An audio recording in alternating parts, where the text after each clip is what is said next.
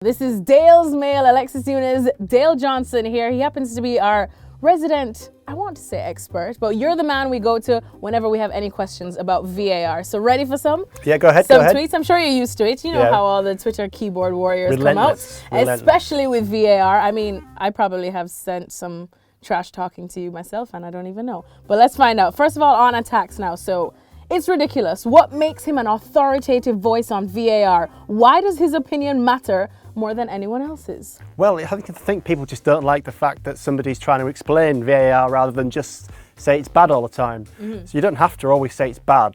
You don't have to think it's good, but it's better to understand it, surely. That's what I would say anyway. Next tweet, plain and simple. This one's probably me that tweeted it out. It's totally corrupt.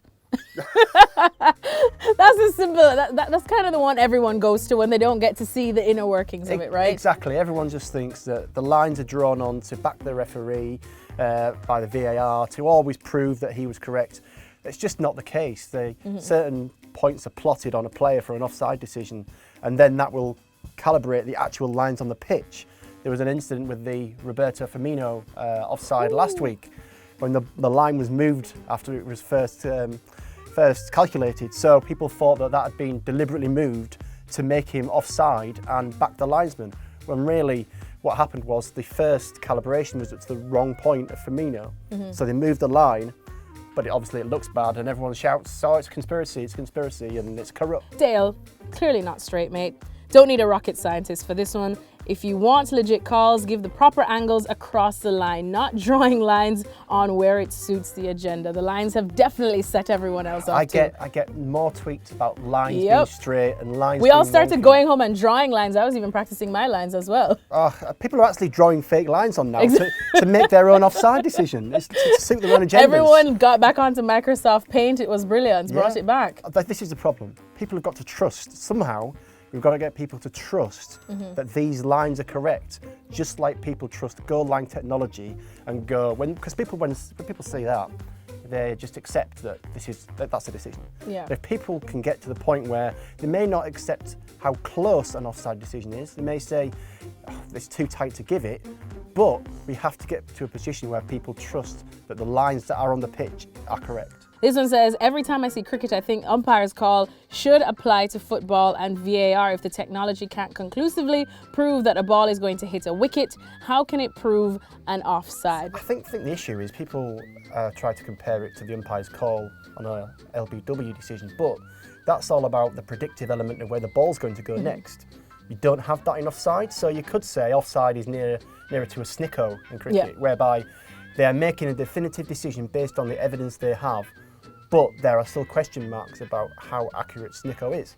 So that's really more like what offside is, rather than umpire's call on LBW. So I'm not sure exactly how it would work. You can't spend 4 minutes analysing an offside decision. We did see that recently. How long does it take to put 2 lines on the screen and the computer to tell you the decision? It's like my dad sat on the VAR team trying to use that tech. Don't be nasty to your daddy. I agree. It just takes far too long.